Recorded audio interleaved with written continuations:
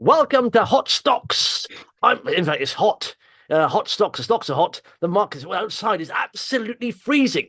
But someone who will bring your temperature up is full-time investor, equity analyst, Paul Hill. You're right, fella. Yeah, it's certainly brass monkey outside. I think we had the dial of about -5 in my garden. So yeah, hard frost on all the cars. But as you say, it's been a busy start to the year.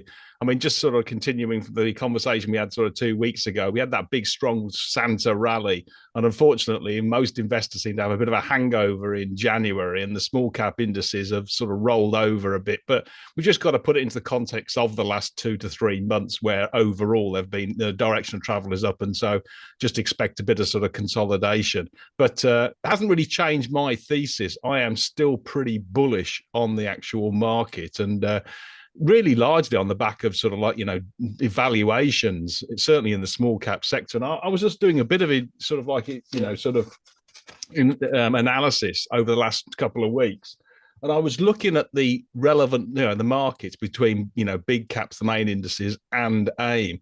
And the sort of like main discriminator, the one which really sort of springs out to me, is that, yes, you can actually have a look at different PE ratios, and then you can sort of like, you look at how big the companies are. But if you look at the PEG ratio for, you've got the NASDAQ, the S&P 500, and the FTSE 100, given the different growth rates, they're all actually roughly around about the same. They're around about 1.6, 1.7 times PEG, i.e. that is the PE ratio divided by the EPS growth rate.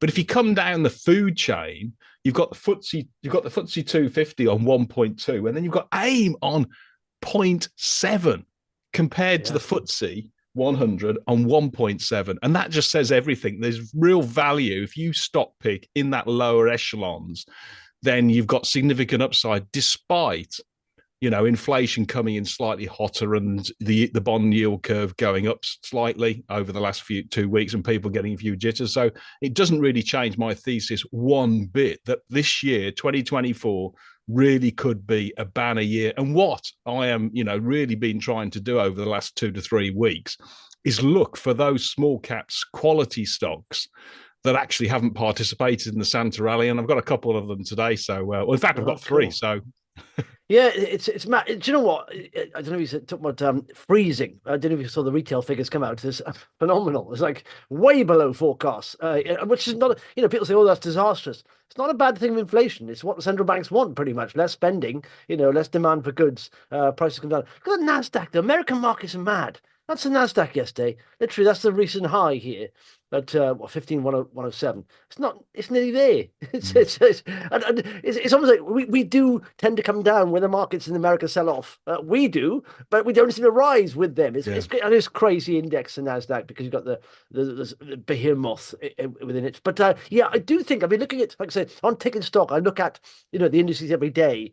And it's been consistent of late, apart from today, that is typically, where AIM has been sort of tricking, sort of edging up a little bit, and sort of FTSE 100 has been going down, and constantly it's sort of holding ground. Like I said, AIM needs to sort of get back above. It has rolled over a bit, but it did hit sort of 765. It's rolled over, but hopefully now, if it stays above this 730 level, which is previous support, then we could see a rebound. Yeah, I do think just on that, Justin. I mean, again, just to follow on that analysis I've done, which puts a bit of sort of substance behind the technical stuff. You've got the NASDAQ, which is at about 3.5% of its all-time high, or effectively of its high over the last 3 years. And that's nearly 50% above its low for the 3-year low, compared to the AIM indexes, which you rightly say, which is 44% still, basically below its high of 3 years, and only 10% or slightly less than 10% above its low.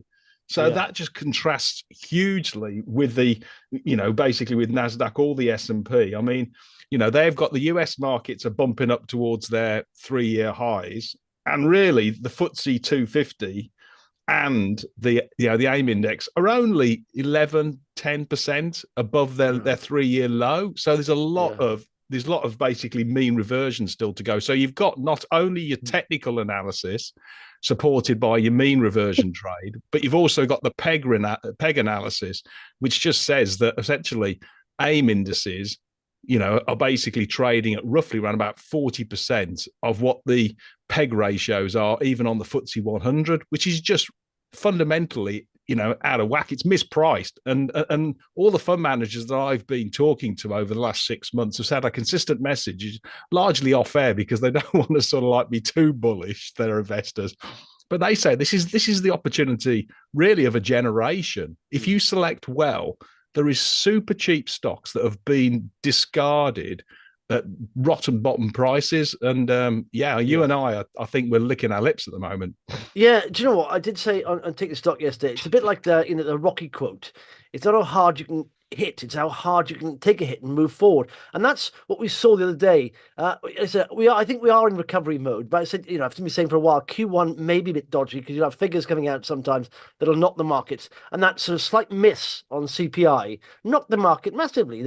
Especially my fund was the biggest fall of that day, and that's for FTSE 350 highest yielding stocks, and that took a massive knock. And thinking, hang on, it wasn't that far off, and you had alcohol and tobacco duty going up and all that was sort of one-off kind of thing. That was over Christmas, where people spend more on that anyway. So it's like we are on course. I still think there's nothing to worry about, but we will have these almost like even with companies like today, big technologies. When you see a company missing expectations, it's overly hit. But I do think that how much was it down, by the way? How much was big technologies down? 43% when I last looked at it. 43%. Yeah. What did they say? Wow. Well, in fact, we'll get it up here. It's big, but I think it's one of those ones. This is a kind of company is now 261 market cap. This was wasn't it close to $1 billion apparently?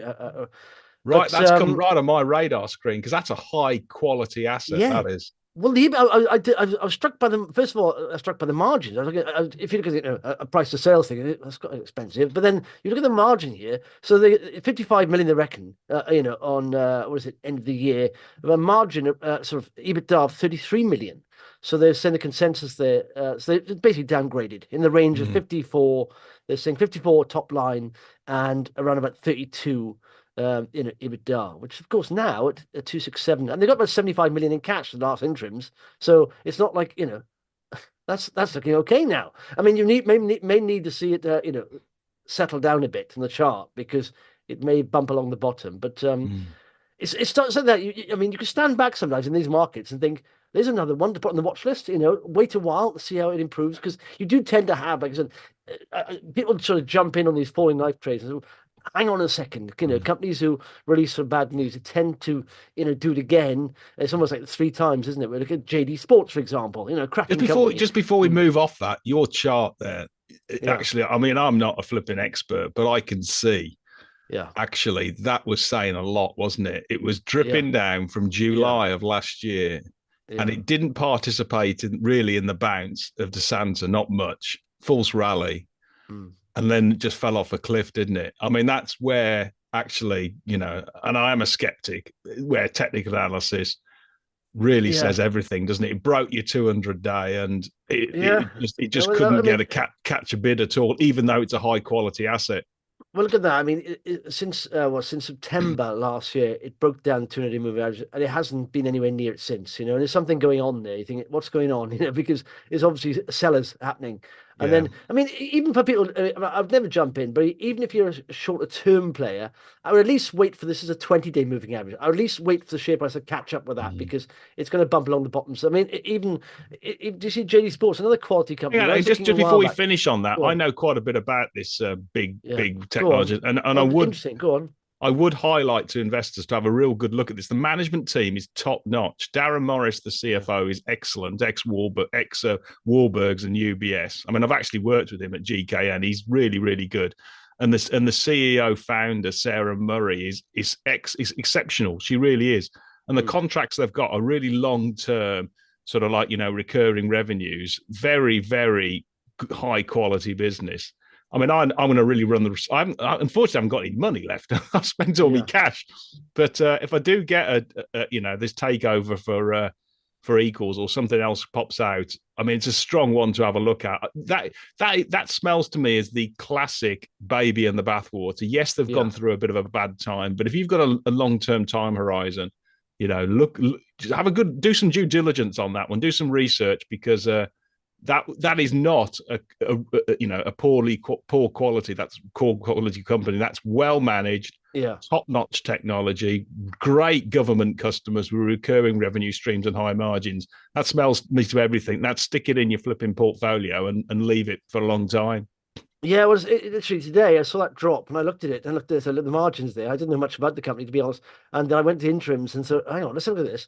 And look at the interims, gross margins, like I said, 73% increased. Profits are up, EBITDA margins 59% and even net cash 75 million. Now that takes them pretty much an EV, less than 200 million. How many shares? What's the share count on it? Oh, hang on, you'll have it on the main screen. So 75 million shares. Shares in issue 290 million. Yeah. Okay, so it's about I can hear the brain whirring of Paul's brain whirring. Yeah, it's about 25, just about 26p a share, isn't it, of cash? Yeah.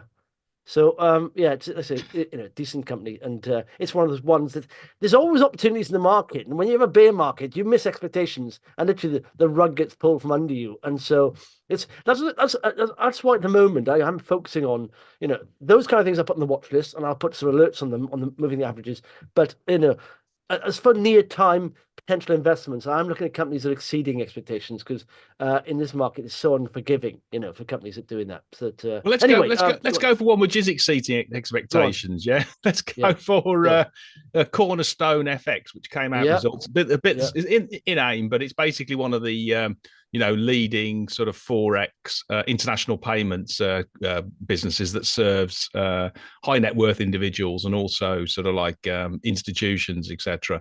And it's basically done a fabulous job under the new management team. James Hickman, who's been there, he's ex-Equals actually, and they came out with a trading update, and I mean they're just fabulous revenue growth of 100% in the year. And it's actually even better when you look at it on a H1, H2 basis. And they did about, I think it was 6 million, if I remember rightly, 6 million of revenue in the second half. Okay. Okay. Yeah, and the thing to take away from these fabulous results, I mean, 100% increase and better EBITDA and better cash generation. But the thing to take away is that the broker, Assure Capital, in theirs at the moment have a turnover for this year of 11.2 million. Now I'm not exactly Einstein, but if a company's done 6 million of revenue in the second half and does 60% plus gross margins, are they really going to decrease revenue in 2024? Are they actually going to slow down? I just can't see it because 6 million times 2 is 12.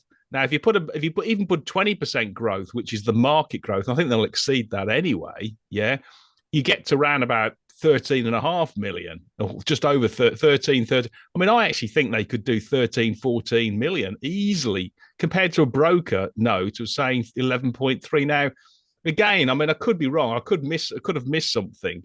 But this smells to me they've got every chance of beating expectations this year, having absolutely knocked the ball out of the park in 2023. I mean, Pete, the question also that investors are, okay, what's made the difference? Well, this new CFO has changed the business model from being a purely white label business into a direct channel business and a full line Forex services payments platform, largely on a white glove sort of like silver service type operation to make sure it's tailored to the actual customers, but with all the technology behind it, and he's expanding abroad. So he's basically increasing the share of wallet of his existing clients to improve ARPU. He's increasing the number of clients. They've got about 900 now or so.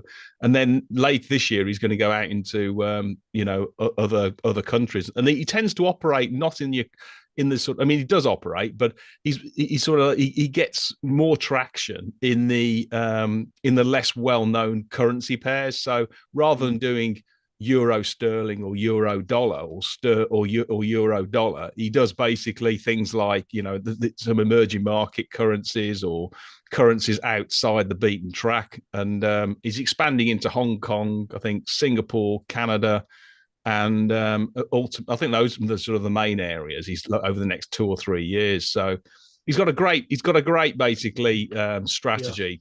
I can only see this going one way at the moment. I mean, there still are what the market cap, I think is, I mean, what's 18? 18 million, yeah. I mean, they're still just over 1x sales, aren't they? Okay, a bit more than if they do 14, they'll be on about 1.2, 1.3. This one, if this continues, it will be should be on a multiple of 2-3 times sales. And Shore Capital have got a target of 50p. Well, I mean, if they beat Shore's numbers, which are frankly do, I mean, I've seen estimates out there of £1, and I don't know. It's difficult. It's always difficult to put in growth. To basically put a stab at how much growth they're going to get. But all I can see is that the direction of travel is up on this one because it still is undervalued, and frankly, to me as an analyst, the current market consensus looks very, very conservative and almost, that when they put out their prelims, I'll be surprised if they don't upgrade, which will be, I think it's April or May time. Okay. Yeah. Do you know what? When you did the interview and the reset, the news, I said, I know it's risen a lot, but it just doesn't seem overvalued to me at all at this point. I mean, it's a little bit worrying. It's risen so quickly, but it's only reflecting fundamentals. What's gutting is I did a hold these, and I'm like, yeah, and I thought, and I literally got out because I thought I was worried about patience, boy. Yeah, I was worried about all the sector peers who were saying there's more competition coming in this market, and I thought maybe they are the competition. They're the guys taking the competition, taking the share away from other companies. So it's looking very good. I mean, by all means, by the way, I've said we are live, so by all means, comment if you want to. Any questions on any stocks you think we may have some insight on, not inside, but have some knowledge on. Let us know. We'll give it a go at any stock anyway. But Super Mono says it's cold. Yes. Ken says I would expect. Oh, this is controversial. I would expect a rotation out of equals to CSFS. We don't want that, Paul, do you? Well, hey, I think he's actually nailed it to perfect eyes because if we'll just if equals gets taken out, there is going to be a lot of spare cash in the about 250 million of cash in small cap fund managers, because that's the market cap for equals, which will be looking for another home. And they'll be looking for, in my view, where will they go? They're going to go to the best players and the cheapest ones, and they'll go to Cornerstone FX and they'll go to Argentex, and they may even go to Alpha FX as well. So, I think that makes absolute sense. I mean, just to sort of tie a bow on that one, on that industry, we've got Equals who also came out with the trading update. And again, those guys knocked the ball out of the park. They were in line with their growth. They did 95.5 million of turnover, and they said they were in line with adjusted EBITDA, which is roughly around about sort of just south of 20 million, etc. So they're making 20% sort of EBITDA margins. Their gross margins, because they do mainly the big currency pairs, are sort of like a 50% instead.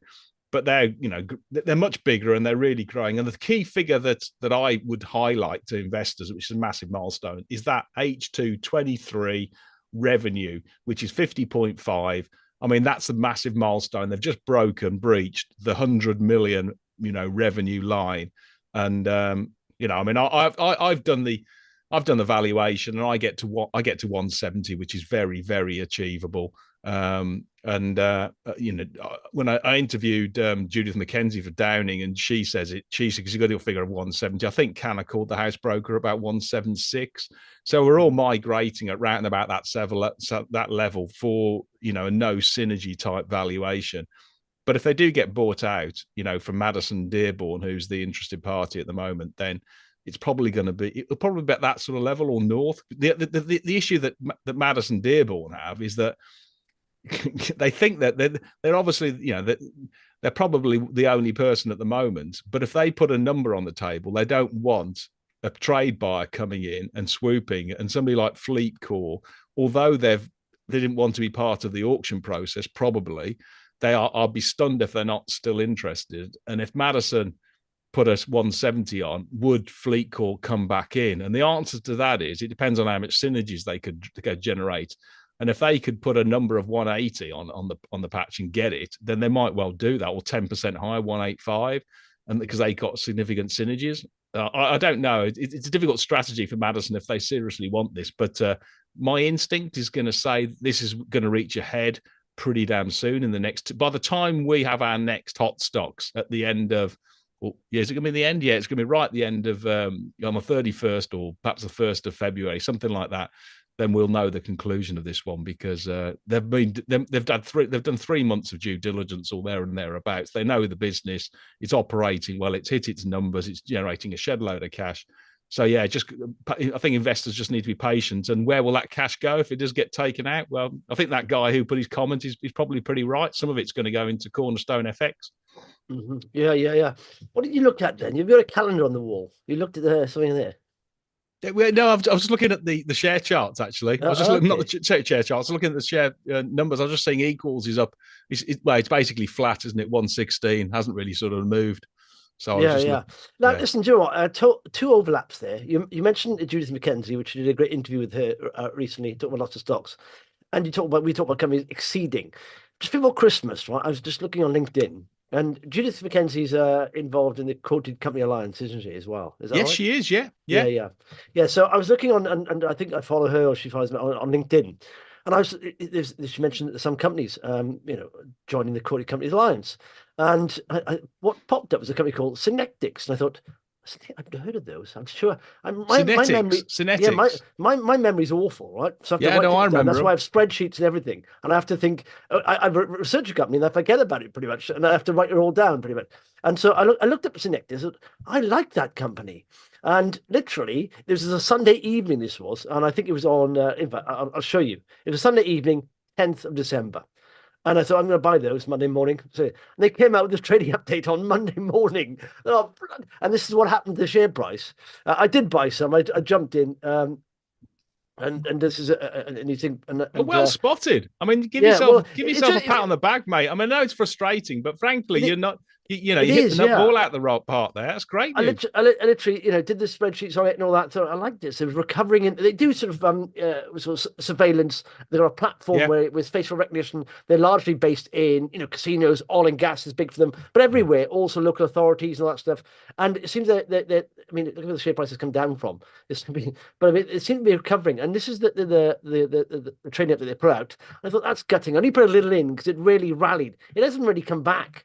SNX is a ticker there, but that was the trading update, and I bought some as much as I could. They're not a lot available, so I haven't got a lot in them. I'm waiting for this news to come out, but they did say so. They are 24 million market cap, pretty much, and the trading update was like I said, ahead of expectations, and additionally the order books 28 million. They were 4.6, and I just sort of liked them. I thought, okay, they're going to recover, and I just run a sort of rule over them. This is their last interim results, and this is a sort of rule of thumb: 25 million, enterprise value 21. Net asset. Do they say what's driving that growth? The overachievement. Yes, just recovery in sort of oil and gas, pretty much. So they do these really hard wearing, cameras, all that stuff. But they're also, of course, they have the platform as well, so they don't have to use their cameras. They can other cameras can be used. But it ties it into their platform, which is a very good monitoring platform. So it's a software as a service as well. And I quite like that. And it reminds me of Journeo a bit. And I thought I missed out on Journeo because I was looking at Journeo for a long time. And I thought I quite like the hardware and software to back it up as a software as a recurring service. And I thought that's good. So if you look at what the link is between those two companies rather than just you. Yeah, well, just you on both, Judith. Yeah. No. Well, Judith owned, but that's another link. Yeah, well spotted. But the main link, is the CEO of Journeo. Used to be the CEO of Synectics, and the Synectics used to be Quadnetics years and years ago. It's a guy called Russ Singleton. So he's basically he's effectively lifted and shifting the Synectics and the Traxis model into Journeo to make it more softwares and services and recurring revenue. So you've hit on a good theme there, good theme of value.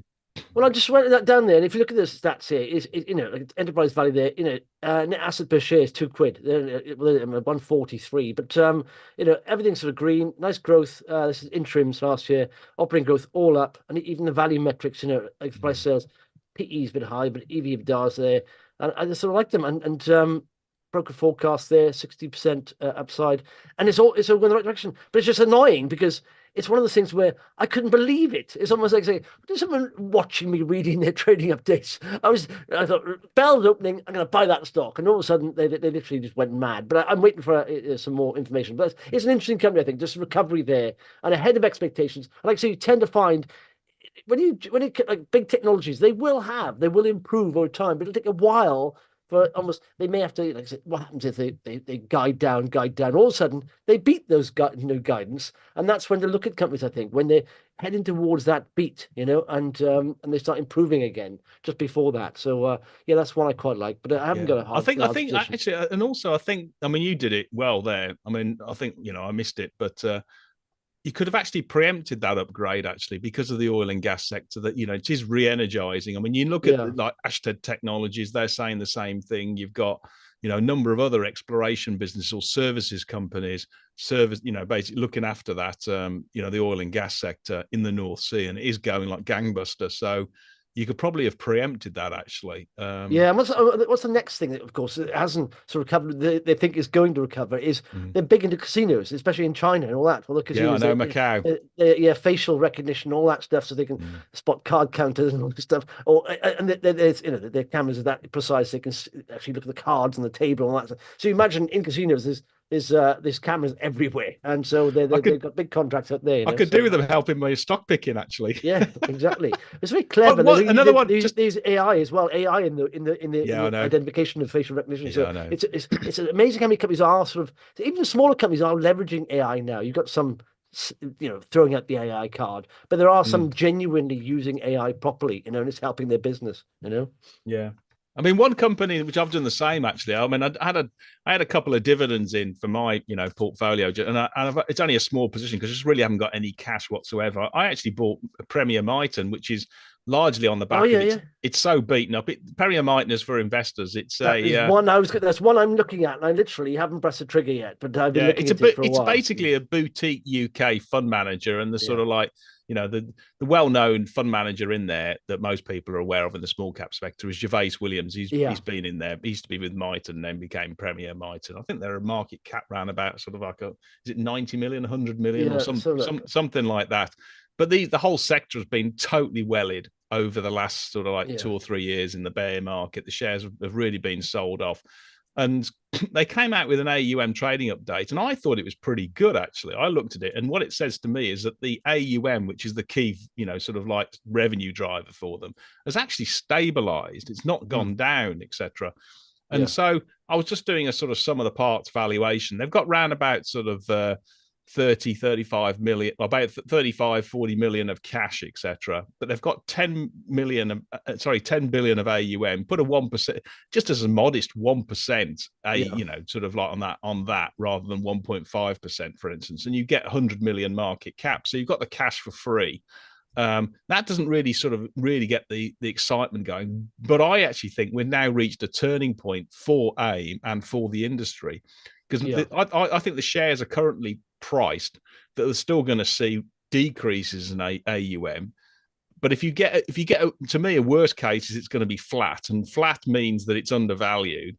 And actually, if they see AUM growth, and let's say over the next 2 or 3 years it goes to 13, 14, 15 million, I can easily see, I mean, I did some of the parts on this one. I can easily see the shares 75p to 105, and their house broker Investec are at 91p, and I can see that as well.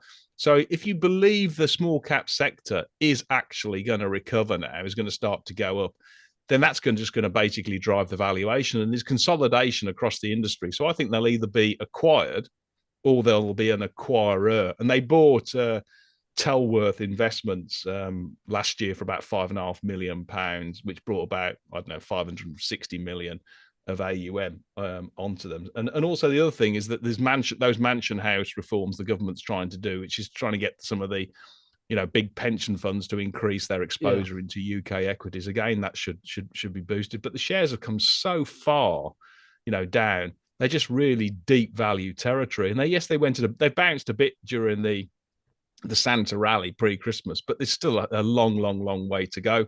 And let's be clear about it, I haven't got much money, so I really, spare cash. So I've just put some dividends in there.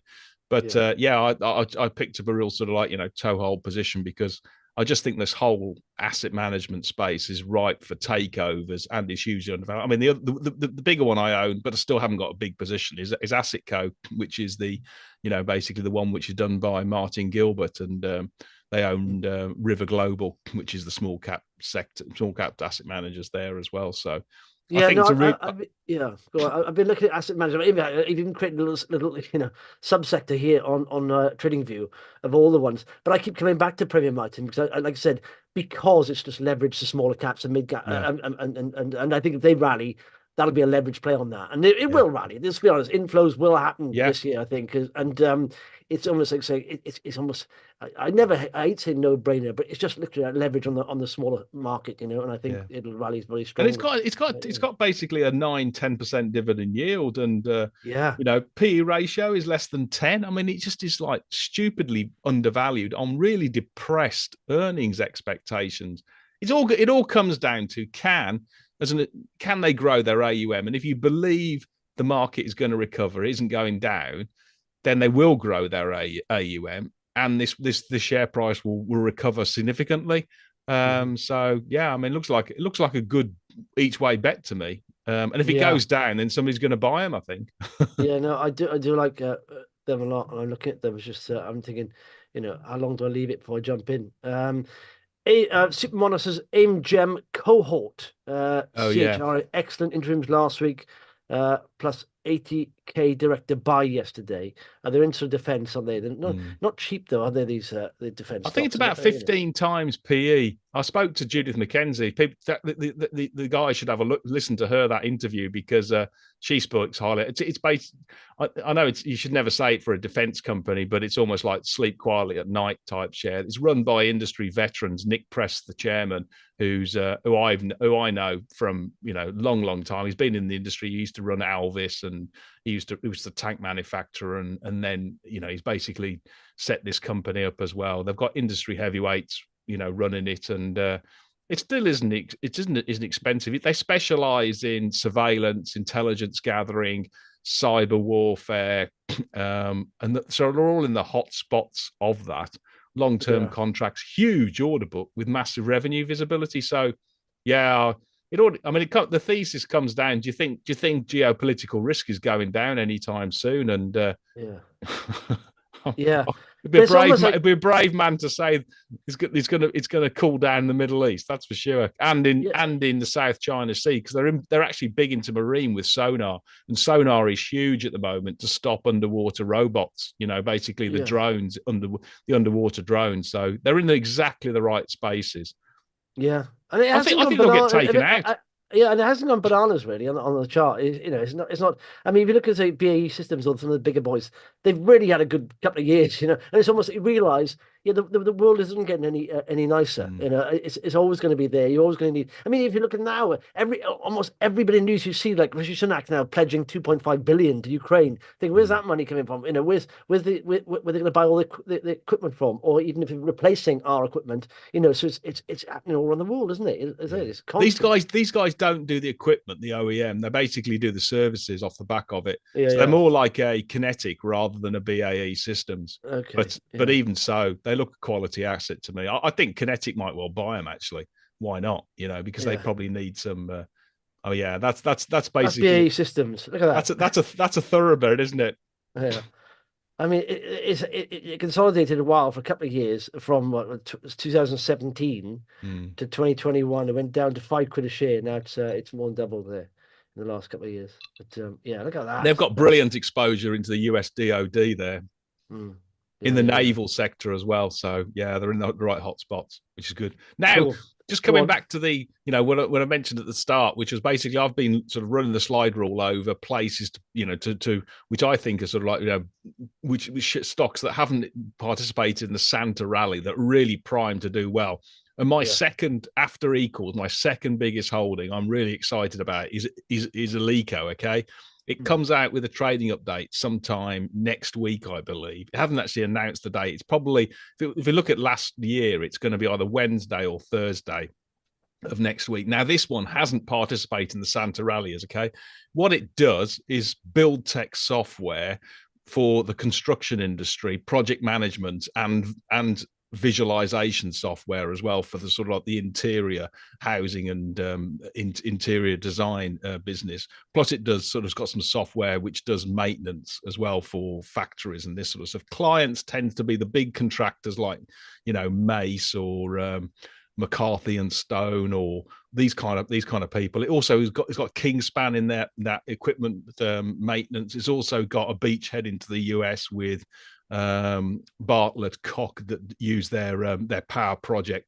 But basically, what their software does, it saves customers a shed load of money when they run really large, complex projects to build things like HS2 or big buildings. And I think they just finished a big one, a sort of like really high profile one, doing the South Wales Police's building just recently. So it is top notch. They win awards every single year in terms of how good their software is. Now, the thing that's really sort of acted as a bit of a lead weight balloon for the shares over the last 2 years has simply been the faster accelerated transition to SaaS. Now, what I'm really excited about, and I've been talking about this for the last 18 months, is that once this SaaS transition comes through, you should really start seeing some big organic growth, and they're 18 months into this 3-year SaaS transition. In fact, they're about 18 months, 24 months now into it. And they've just reached a tipping point. 72% of their revenues are recurring, i.e., SaaS largely, with customers, etc. So they should start to see like-for-like revenue growth. And they're just materially undervalued for a high-quality software company that generates 89% gross margins. I mean, it's profitable. It's massively cash generative. It's got about 10 million of cash on the balance sheet, so roughly around probably about 10p a share or something like that. I don't know what the share count is, but it's about that sort of level. I could see this one, rating from, I think it's about this on current year estimates. It's on about 1.8 times EV sales. This one should be 3 times minimum, and I get a fair value of 130p compared to just over 80p at the moment. The house broker Cavendish is at 160, and I think Singers are about 110.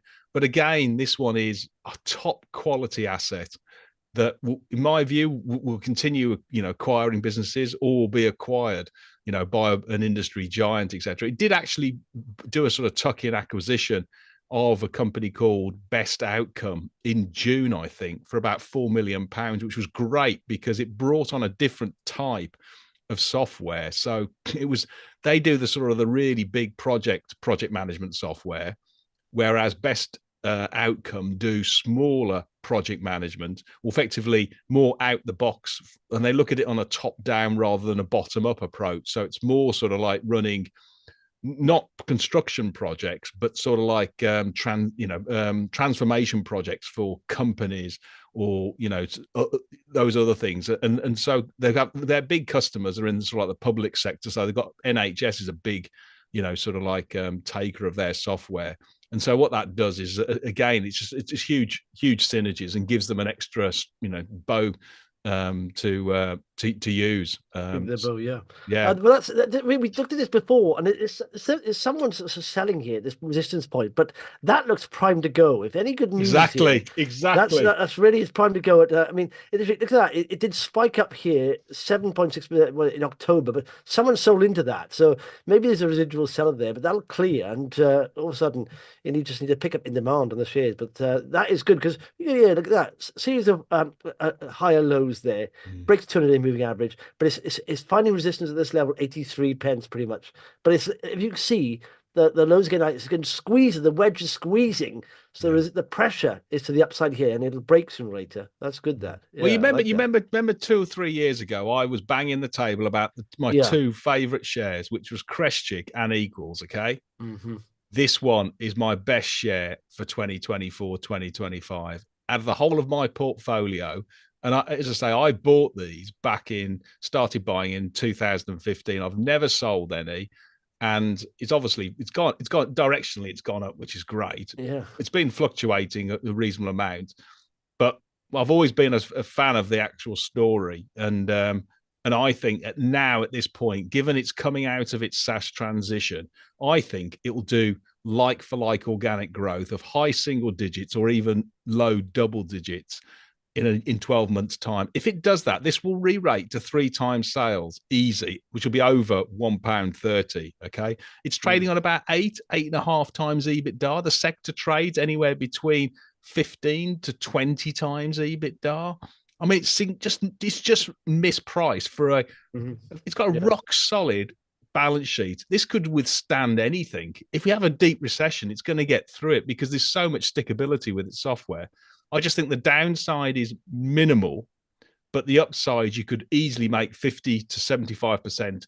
In my view, in the next 12 months, 24 months. And I would not be surprised if it gets taken out as well to a certain extent. So I would highlight to investors, having, I mean, okay, you don't want to overcommit yourself, but having had the sort of like success with Crestchick and Equals, if I was going to say what my best share is for 2024, 2025, it's this. Yeah. Yeah, no, it's funny, is it, saying that, because it's hard to sort of pinpoint shares. Sometimes it's like, Justin, buy them, mate. Buy them. Yeah. Well, no, listen, at the moment, I haven't bought a few shares. I'm not going to say what they are yet because I like to see it reveal one at a time when we do these things. But I bought it. In fact, here's a little teaser. Don't mention any names, but I bought a company. Right, we've both held before. Right, I'm not going to say. I think I know what it is because I've been looking at the improvement. I've been looking at the valuation of their cash. I think is it headed up by a guy whose name starts with Paul? Could be, but I'm not going to leave anymore because I've been watching it for a while since we last spoke, and I think they've changed now. They've streamlined. They seem to be on track. They're using AI, which has had several tests in that area, and it's done very well. Well, good luck, mate. Good luck. Yeah. I know what you're talking about it, but yeah, don't. Okay. Yeah, I mean, it's one of those things. It's one of those things. It's actually quite a competitive space, but yeah. No, it is. Yeah. One of my best performers, I think, is still very good this year, and people don't see this as a theme. I keep saying when you're looking at, if we look at what's happening and everyone talk about the cost of living crisis, and you get companies that are consumer facing and they're sort of discretionary, spends and buys.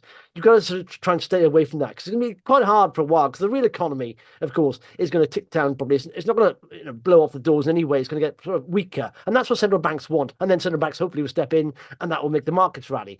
But I think if you look at themes, and I think silver bullet's done very well, but it's just a start here because I don't think people realize how big this deprecation of cookies are. Google are doing it, Chrome are doing it. Like 60% of internet traffic has gone through Chrome, and like I said, Google Ads, 200 billion or something they generate from that. And now they've said officially that they are deprecating cookies, Google, and it will happen. They've started this quarter, in fact, the 4th of January, and it'll be completely out by the end of the year. And so there'll be no more third-party cookies. What does that mean? How do advertisers target customers accurately? Well, they have to use other forms. And one of those is contextual advertising, looking at where people are searching websites people are looking at and how advertising will fit into that. And 4D AI is what Silver Bullet has been developing for the last 3-4 years. It's cost them a lot of money, but it's one of the best in class. And I think it's going to do very well. Like I said, they are the 3 biggest advertising agencies in the world, which are big advertising agencies, are using it with their clients. And I think this is just a very start. The 20 million market cap. I think the growth is going to be impressive this year. And it's just you've done pretty well out the shares, so well done, mate. Yeah. I've done well, but I still think it's 20 million market cap. It's like it's nowhere yet. And I think it's just one of the big guys just buy this. Why wouldn't they? If it's one of the best performing AI contextual platforms out there, just buy it. Simple. And it's like I said, the advertising market, digital advertising market. It's never not grown. It's like, it's now at over 700 billion, and it'll be over a trillion in value spend by 2030. So it's only going to get bigger, and finding new ways to target advertisers, it's going to be huge. So there we are. I'll give you another one. Okay, I don't own this one yet. It's basically I pitched this as the best recovery play for 2024. It hasn't participated in the Santa rally at all. In fact, it actually went down on just ridiculous. It's Lord's Group Trading. They're split into sort of like a builder's merchant, which does sort of like timber and stuff like that to largely professionals and tradesmen, and then it also does plumbing and heating, which is about 45% of the business on EBITDA. So it's sort of like building supplies distributor. It's got turnover around about 450 million. It's EBITDA positive around about 27 million, and that's sort of like depressed levels, etc. They should come out with a trading up. They've said it on Wednesday. But the shares have been. I mean, if you look at if you put a chart up there, the shares have just been absolutely smacked. And when you look at the house builders, when you look at the building products companies, another one I own, which is called Michelmercer, which is a brick manufacturer, they've all recovered. Okay, this one hasn't. It's actually gone down, and the reason why it's been spooked is basically, and wrongly so, is that the CFO Chris Day is moving on to other things, and the market think that is basically taken that the wrong way, and I just don't see it, because he's not leaving immediately. He's staying there until they find or announce the new CFO. So I think this has really got a great chance of being really good recovery play, because the rest of the sector is moving up. And for instance, you had their biggest rival is Travis Perkins, which is the granddaddy of the industry, etc. They came out with a trading update only yesterday as a year-end trading update. Yeah. And what did they say? Basically, yes, it's still challenging out there, particularly on volumes, but pricing had stabilized and they were in line with estimates. The shares went up 6% on the day, having participated in the Santa rally. This one, to me, is a carbon copy of Travis Perkins, yeah? And it's just fundamentally undervalued and been discarded. So I would say, if you're looking for, basically a recovery play, this one hasn't participated at all in the Santa rally. In fact, it's been artificially sold off.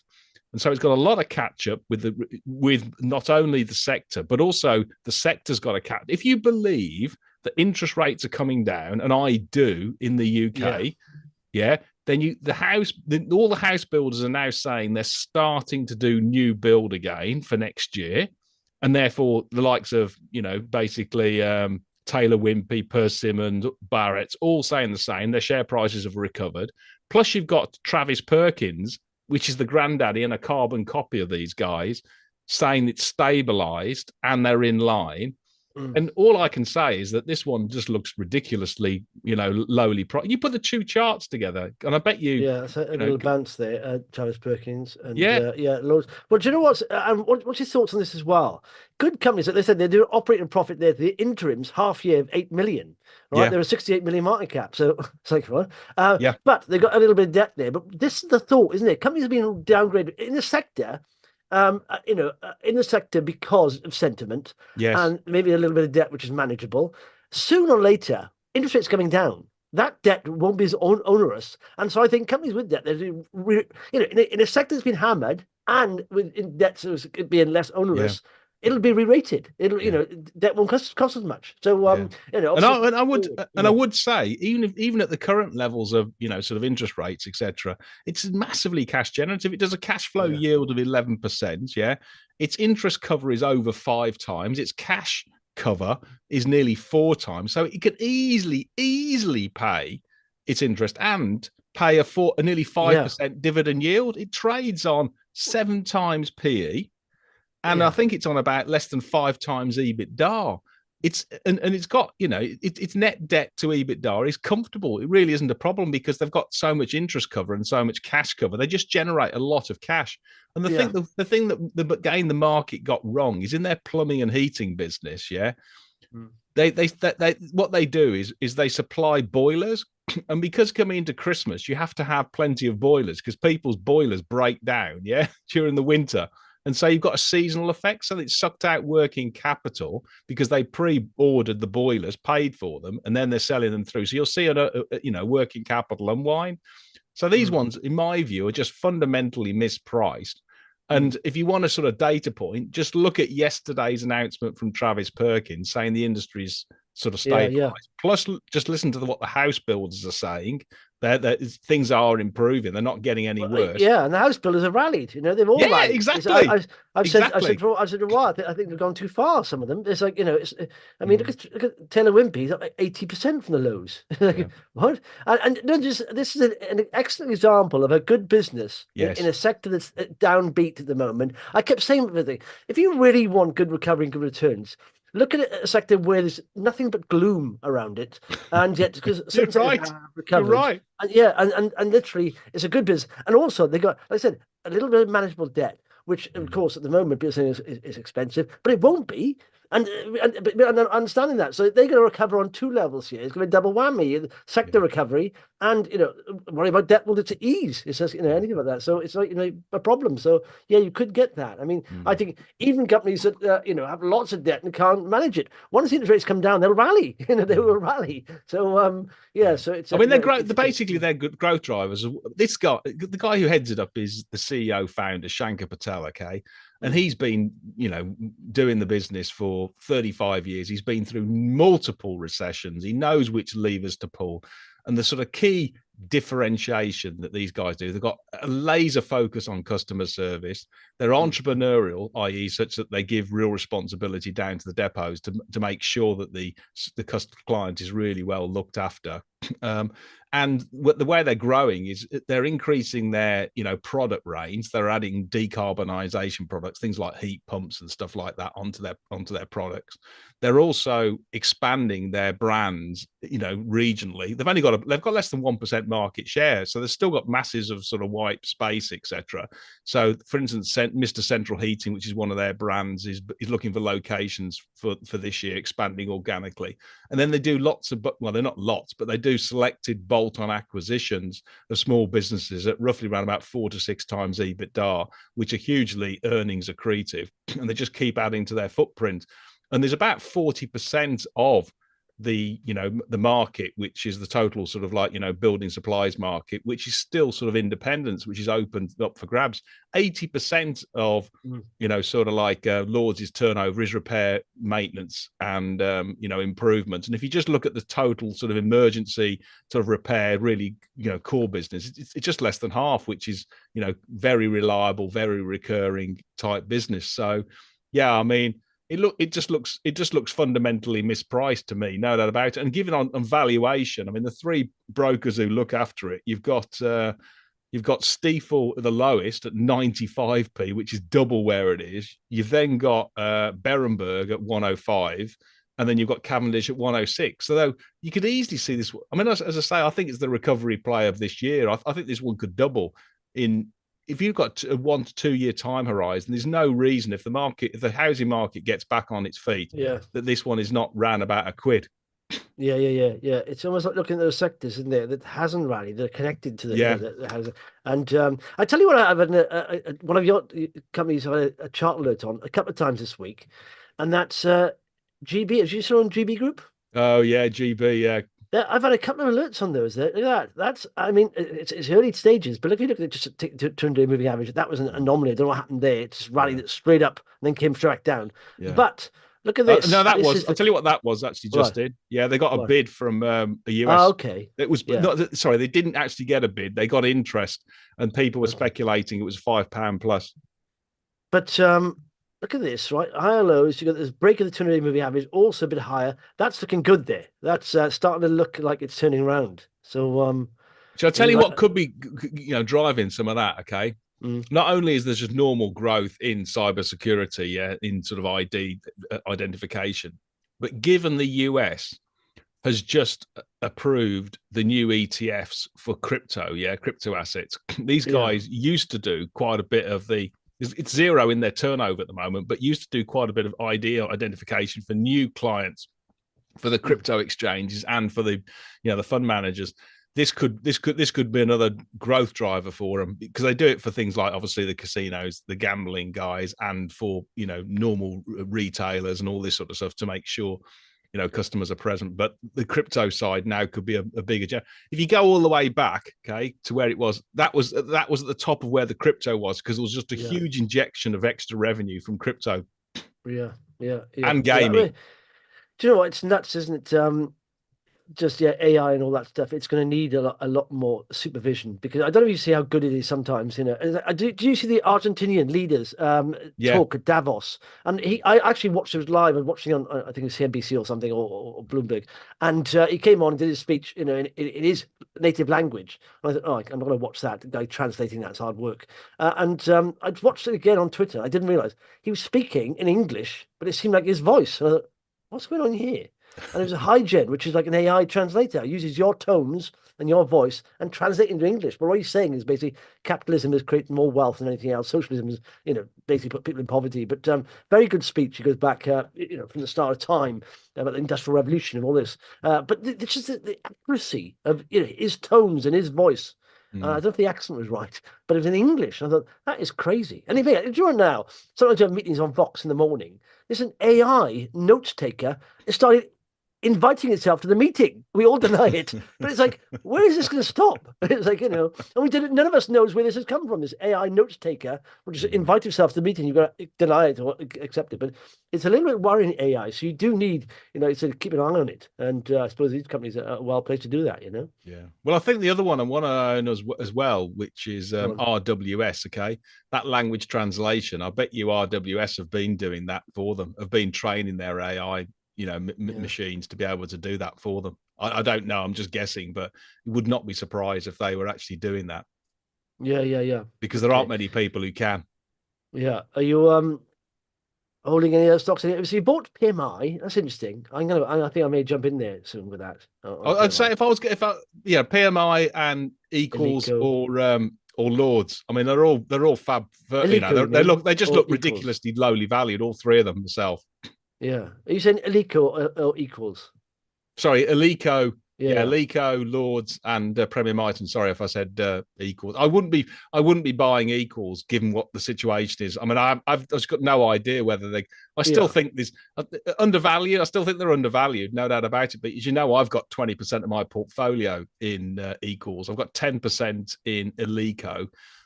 So I've absolutely got massive skin in the game in both of those. They're the number one and two of my. I haven't got much. I've got not much in Premier Might, not because I wouldn't want to put some more money into it. I just haven't got any spare cash at all. I'm just fully loaded. Yeah, I've got the lowest level of cash I've had for years, actually. Yeah, well, you know what? I'm part of me thinks that maybe I mean it has come down a bit. I'm about I think 28% cash now. It has come down a bit because I bought a few more. But it is the time now I start thinking to really be fully invested, close to. We are nearly there. Like I said, we'll have. It's never going to be a straight line up. You're always going to have the old figures like the CPI that comes out. The market overreacts to massively, and so you have to. But sometimes a sell off on those kind of things is probably a buying opportunity. I think longer term. So. Another one which I've got, some cash. They didn't come out with any news, but it's Supreme, okay? And the reason why these ones are down, these are the guys which does sort of vaping devices, but also lighting, batteries, and sports nutrition products, etc., selling to the UK, value brands, etc. The reason these are just like the top line is just absolutely flying. They're trading at less than about 6 times or 7 times PE. They're almost cash break even. So they've got a rock solid balance sheet. They're run by a really entrepreneurial guy. But the thing which is overhanging is the government is doing this consultation paper, the findings of which should be known in probably the next month, in my view, probably early February or so.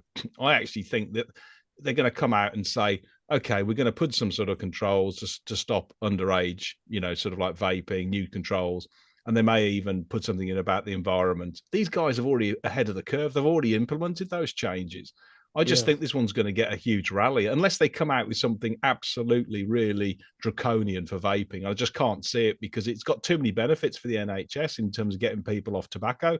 I mean, I can't see the government saying, sorry, NHS, you can't hand out 1 million vaping devices.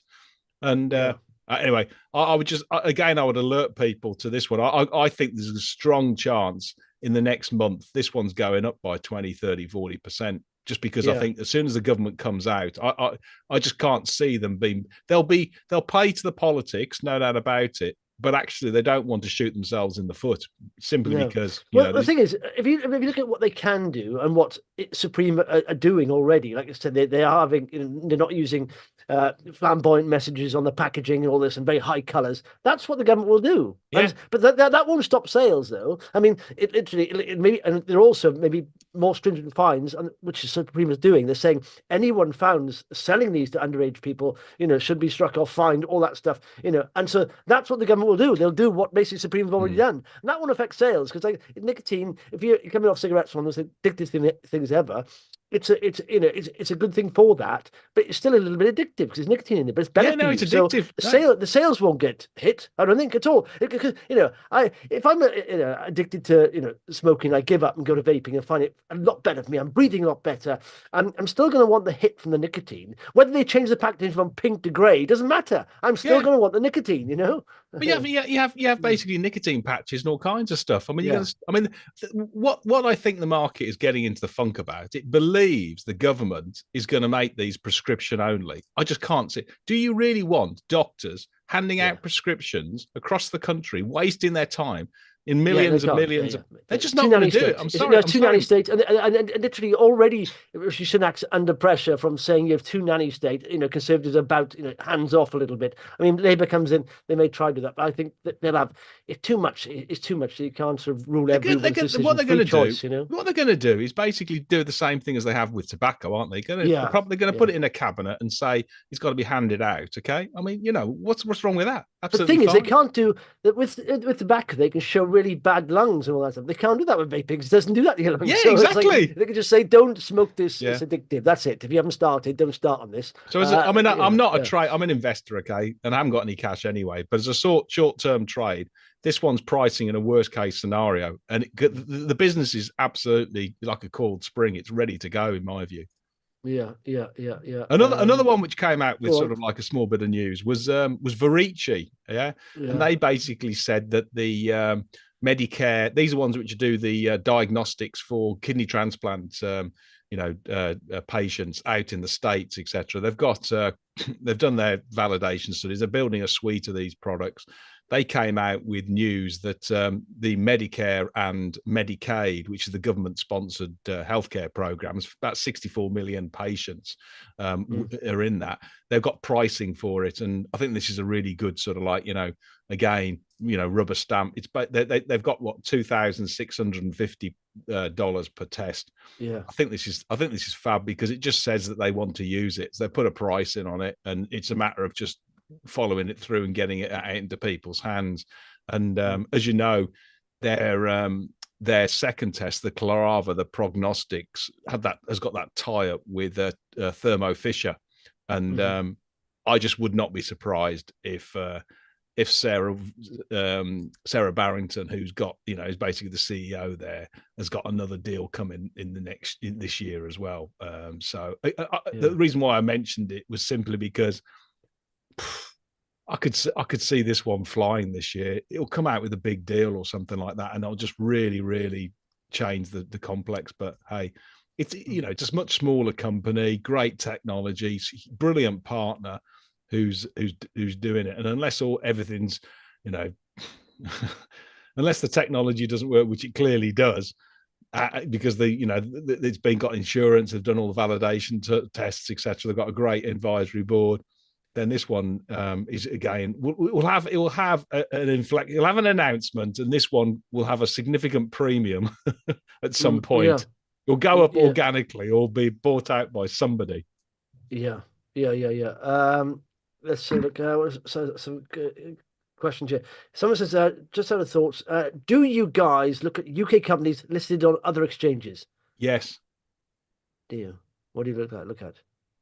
Well, I mean, in fact, do you know what? If you still hold PayPal, I saw the interview with PayPal guy on CNBC, and he's got big plans for the business. And he said, we've underperformed for a long time now, and he said you'll see a big change this year. So that's quite interesting. Yeah, there's plenty. I mean, things like you've got UK companies that move abroad that are really interesting. I mean, I had one, Amrit Pharma, which did that. Moved its listing. You've had GW Pharma, which did it. You've had Ferguson, which did it, basically. The ex-Wolseley did it. And you've had plenty of firms which have done it. So, I've got no problem about it. Just got to be careful, obviously, with withholding tax on your dividend flows and, making sure you do it in a tax-efficient vehicle. And you also that your broker will allow you to do it. But usually, if it's on the main exchanges, particularly, say, the US, it's not a problem. Really isn't. Do you know? I tend not to, because in my mind, one of the problems with investing and starting investing and being good at investing is its option paralysis. There's too many options out there, and what you need to do is find some kind of filters somewhere to bring those options down, because you can make, if you buy at the right price, this is not what I'm saying. If you buy at the right price, you buy a rubbish company at the right price, you can make money. If you buy a good company at the wrong price or wrong valuation, you can lose money. So it's about finding a company, the right quality, right value that's growing. And in my mind, I prefer small micro caps. So I try and narrow my options down and focus a bit more, and then spend a bit more time stalking the company a little bit. And then, rather than jumping around looking at thousands of companies, I try and bring that down to sort of below 100 companies to look at, because that can be, like I said, you can research those in a year, even if you're on a daily basis. If your filters, if you are having to research 2,000 companies, listed in the UK stock market, even if you look at one company a day, it's going to take you several years. So you can bring that down to like a manageable amount, and where the big winners are, and you tend to have big winners in smaller caps. So that's why I try and limit what I'm looking at rather than to expand my field, because it just creates option paralysis for me where I don't know where to look. Yeah. So I'll have to start calling you the praying mantis of Vox, then stalking your prey and then getting in. Another one which came out with trade. I mean, this mass has been trading updates. We've got lots next week, haven't we? But was Avingtrans, which is basically obviously the specialist engineer in nuclear, oil and gas, in energy, etc. It did two things. First of all, its half-year trading update in line with expectations. And the second thing, it continues to invest in its healthcare or the medical devices business, which is small form MRI and 3D X-rays with Adaptix and Magnetica. And I think it's got great visibility. Over 90% of its revenues are with cover for the rest of the year.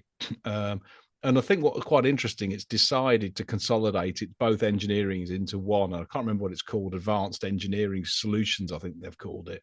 Advanced Engineering System Division. And what I think that's to do, it just gives them more scope to be able to, if they want to sort of recycle some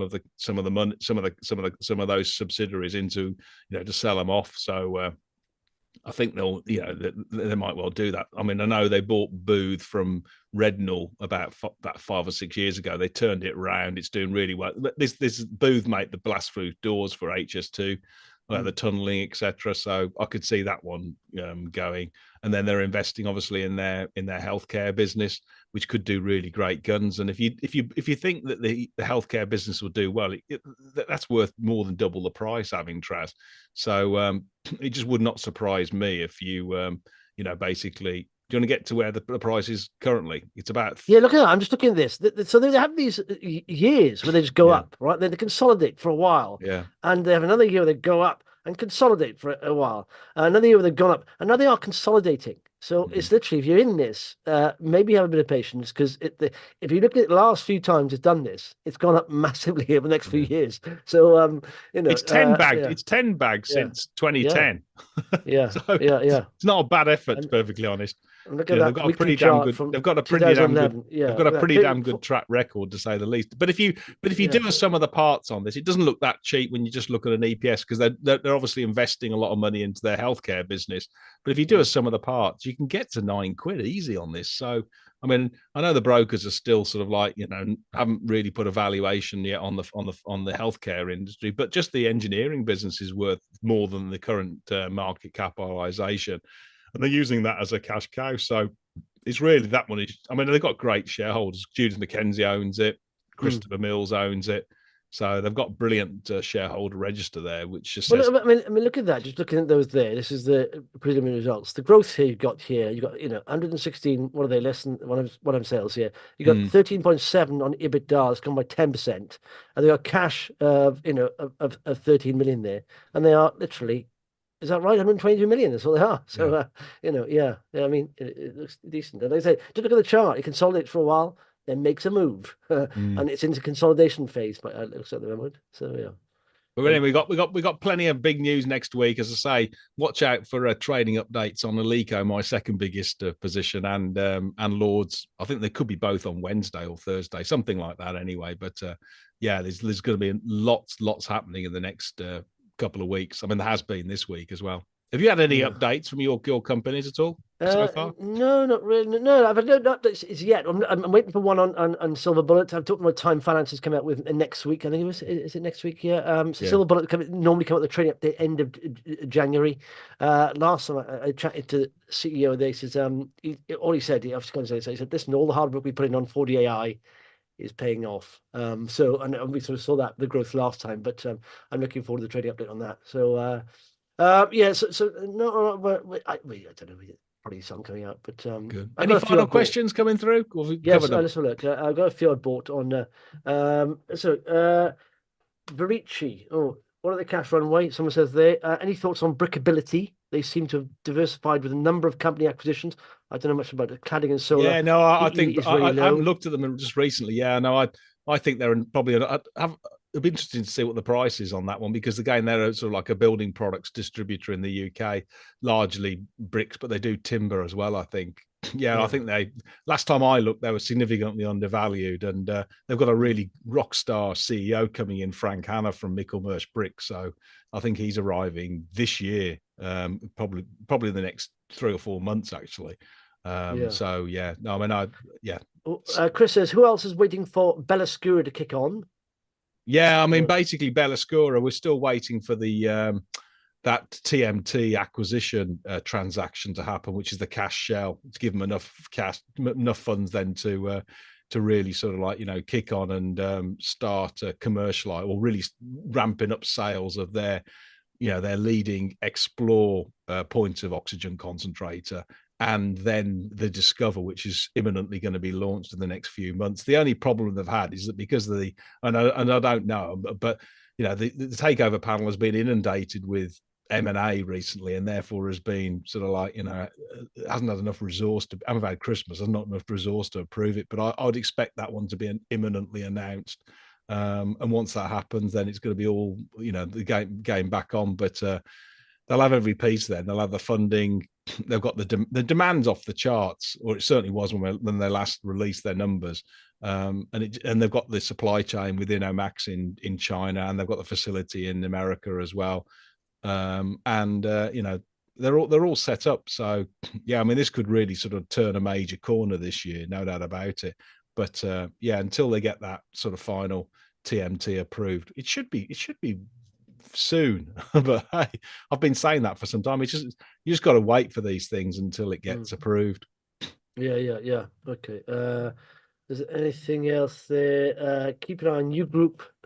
Trading updates coming soon. It won't disappoint. Yeah, U Group is one of the best performers the last 2 years. I mean, in fact, U Group is one of the reasons I used to interview the Bobby Leclerc, the CEO of U Group, and it's funny because he was hugely frustrated that growth was happening and the share price was going down, and that was about here. And I said, well, listen, if you keep, you can't do anything about the share price. All you can keep doing is improving the operations, which you're doing. Don't worry. And all of a sudden, it just took off. And so I think.